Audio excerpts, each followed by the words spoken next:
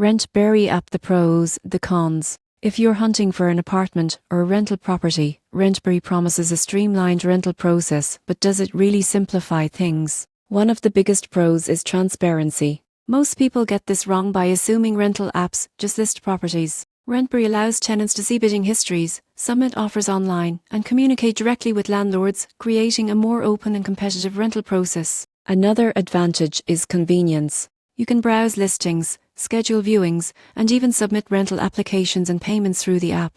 Rentberry also offers lease agreements and digital signatures, which can save time and reduce paperwork.